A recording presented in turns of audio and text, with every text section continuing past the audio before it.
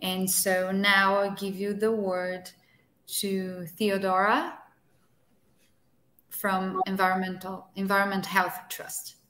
Hi, Theodora.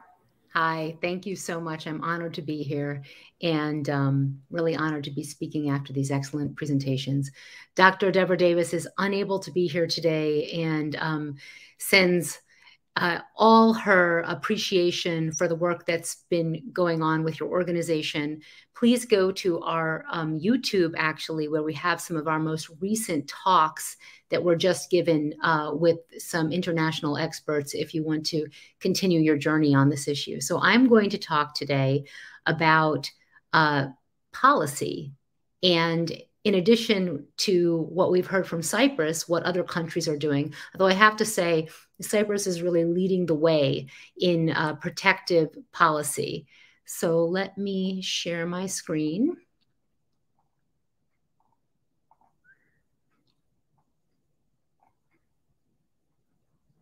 Okay, can you see that? Okay, wonderful. Thanks. So what are countries doing? I'm also going to talk about what some updates from the United States that have just been happening yesterday. But taking a step back, last year, after we sued the Federal Communications Commission for their outdated and irrelevant limits, which Dr. Melnick has just really spot on reviewed, the court ordered that the FCC provide a reasoned explanation for its decision to keep these limits. The FCC was mandated to show how it reviewed the science that was presented to them on the impacts to children, the impacts of long-term exposure, the ubiquity of wireless devices, and the way we have current technology now, which is everywhere, and in so many modulations and forms and so many devices, which is an issue that the FCC never even had before it when these limits were put forward in 1996. So far, there has been no response from the FCC from their court mandate. And our organization, as well as several experts around the world and in the United States, submitted a legal filing to the FCC requesting that they take action. You can go onto our website to read those filings, but we're looking at next steps because it's egregious that we haven't seen any action from the FCC, considering how widely wireless and cell phones and 5G and now 6G and 7G, which is proposed, is proliferating across the world. So despite evidence indicating adverse effects, the FCC states that the limits adequately protect children. We know this is inaccurate. The American Academy of Pediatrics has long urged the FCC to adopt limits that account for the unique vulnerabilities of children and pregnant women, as was described by Dr. Mallory Blythe and others. And the California and Massachusetts medical associations have both passed resolutions regarding radiofrequency radiation. And as was discussed earlier, the medical association's involvement is so critical. The Athens, Austrian, Cyprus, the International Society for Doctors for the Environment, Switzerland Doctors for the Environment, and Irish Doctors Environmental Association, and many others actually have been issuing proclamations, statements recommending that and recommendations that children reduce exposure, and also explaining how to reduce exposure, which is very important. So some news that just happened a few days ago is that the New York Community Board, they represent a section of New York City on the east side of Manhattan and Roosevelt Island. They are calling to halt 5G in the city. This is a community board of residents. And if you see in this picture, this monster pole, which is really what it is, they are putting up, their proposal is actually for 2,000 poles and wireless installations in the city. And since they've been going up right in front of people's homes, the people have been speaking out on this. So that just passed 2 days ago. And I want to show you a video of what is going on. Here's someone's apartment in New York City, and this is the 5G antenna right outside their window.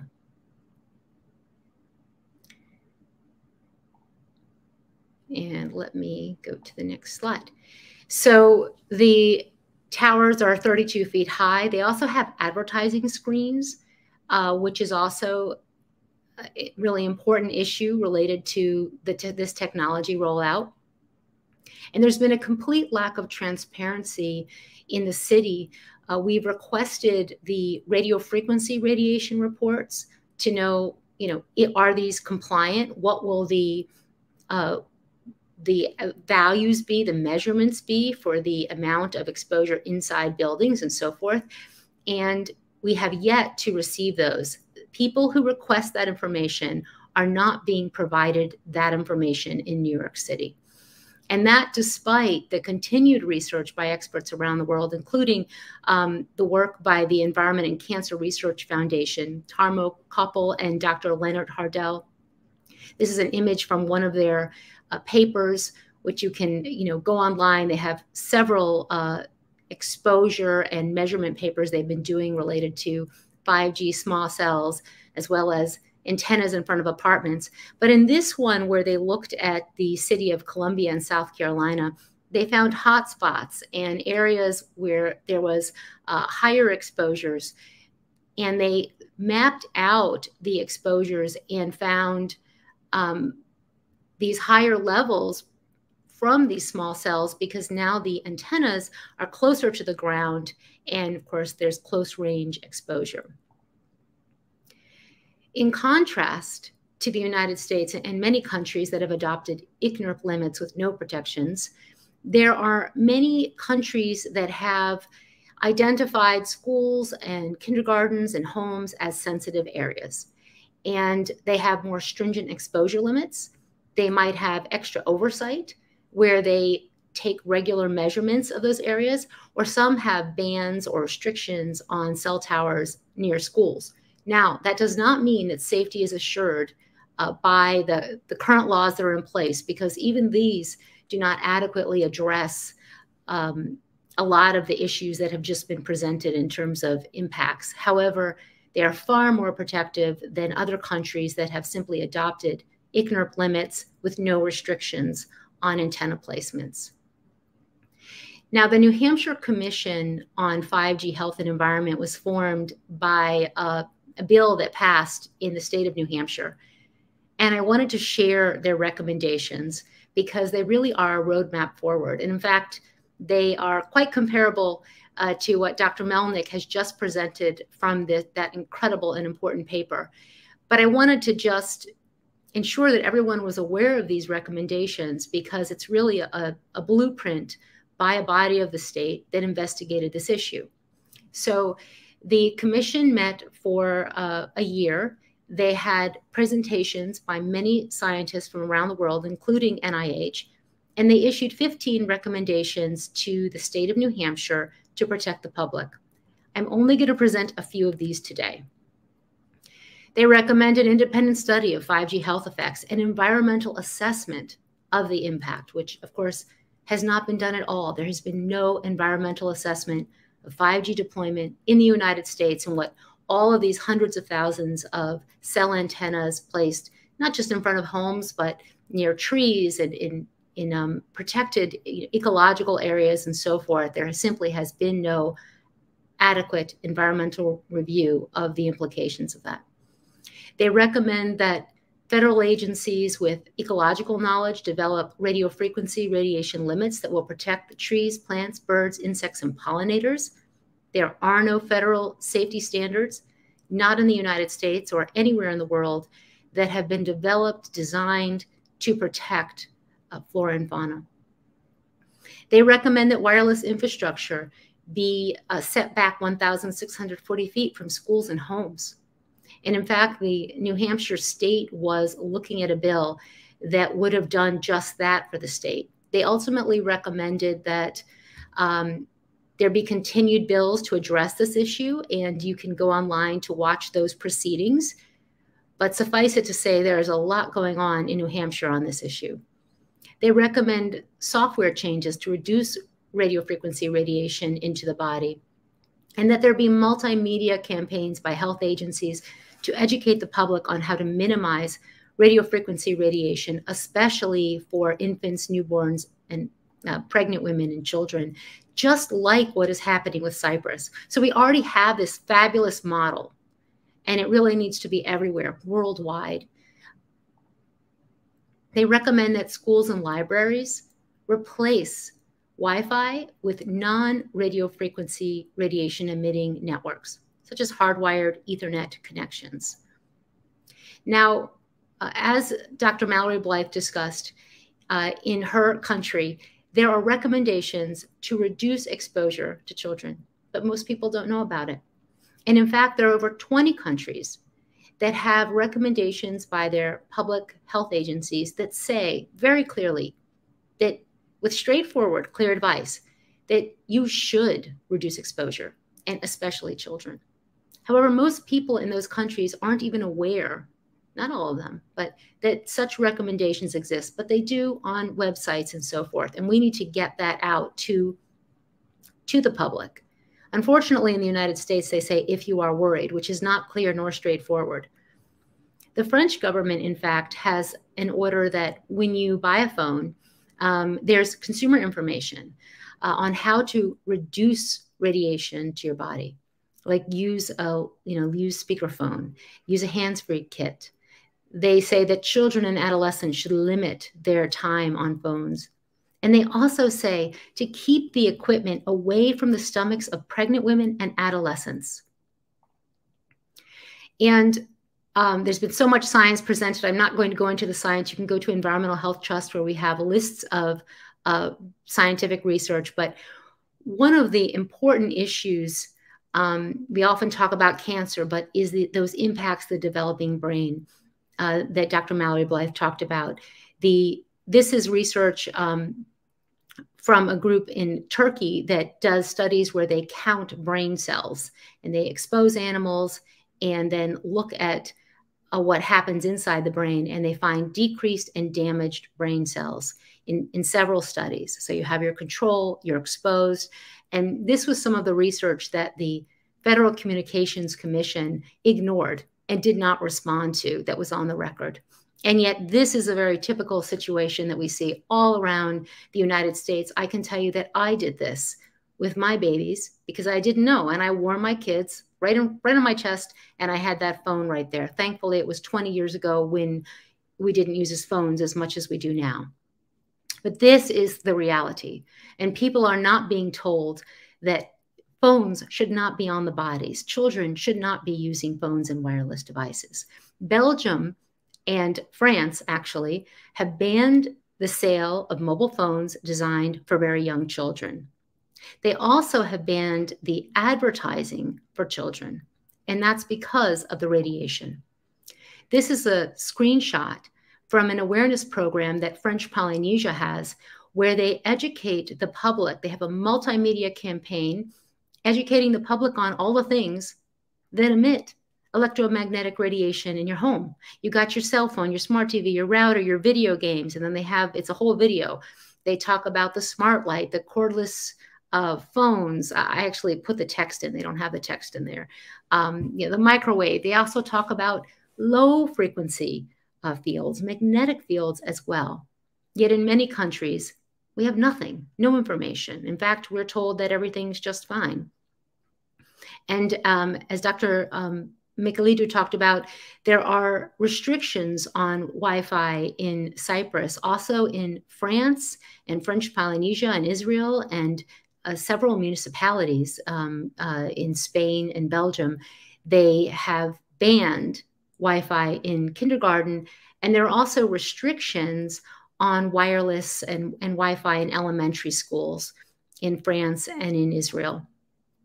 Now, there's a lot of updates happening in the United States, and just super briefly, I talked about New Hampshire, how they have voted to move forward with laws to address this issue.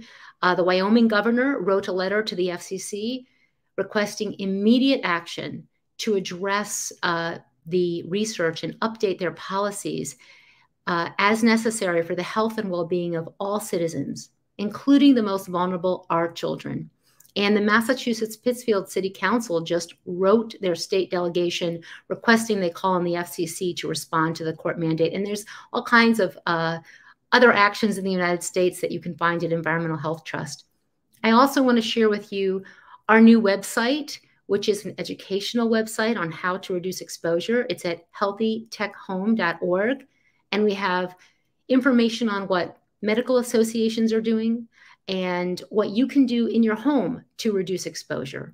And we highlight a lot of what's been presented here today, especially from Cyprus. And you can also go to environmentalhealthtrust.org for more information. And please sign up for our newsletter to stay updated on everything that is going on. And that is all. I hope I didn't run over too much.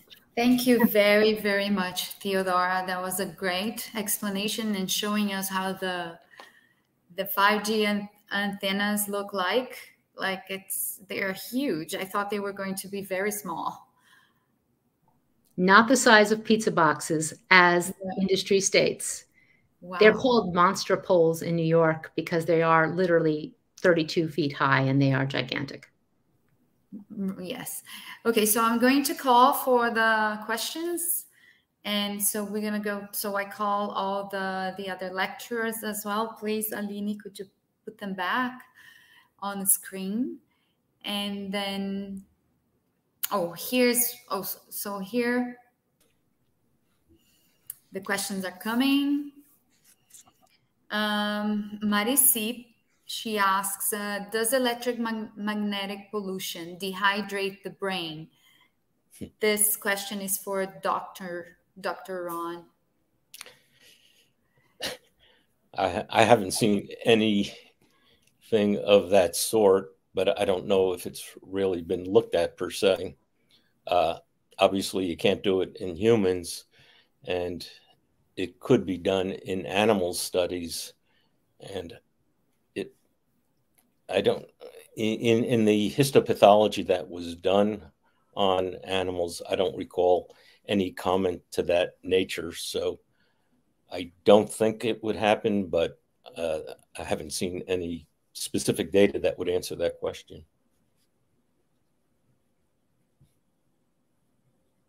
Another question to Theodora. How did the mainstream media in the US report on FCC limits? Was that any challenged? Was that any challenge by EHT? Was the general public aware of it?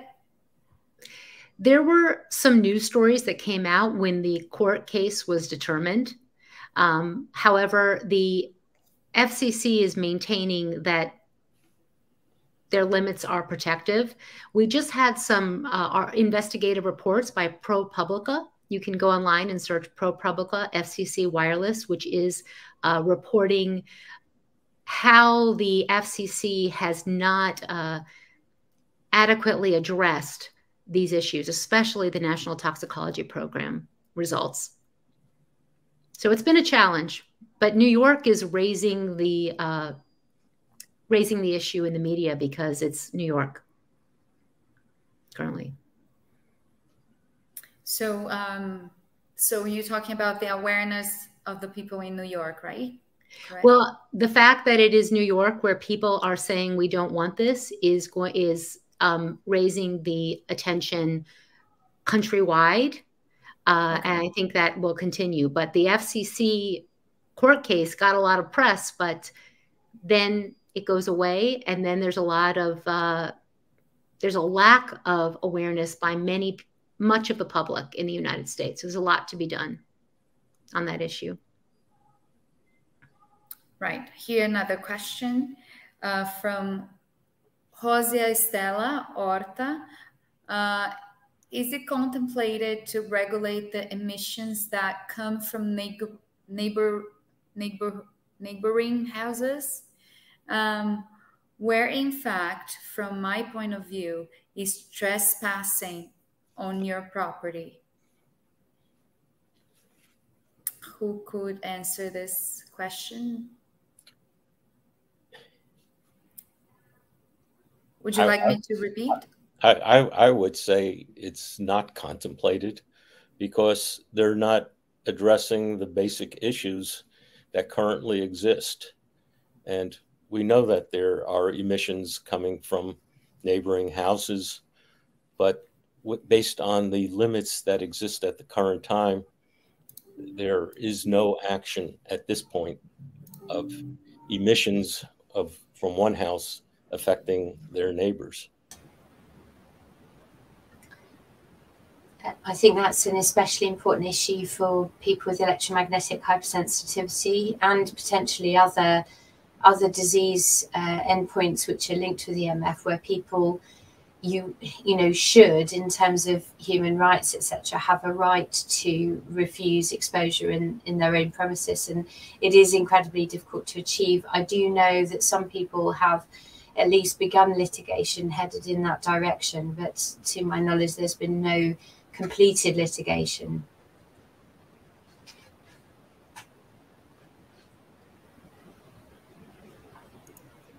Excellent. Is there any more questions? No more questions after that. Okay. So so I guess we could end the presentations, and I would like to thank you all very, very much for your time, for your disposition to be here on this event in Brazil. We also have a lot to do here, and in terms of information and getting people awareness around this subject and how important it is to know what the real effects are on a long-term exposure from electromagnetic fields and radio frequencies. So thank you very much, Theodora. Thank you, Dr. Stella.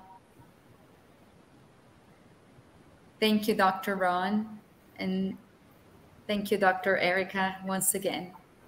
Gracias. Muito gracias. Thank you. Muito, I would like to repeat, muito obrigada.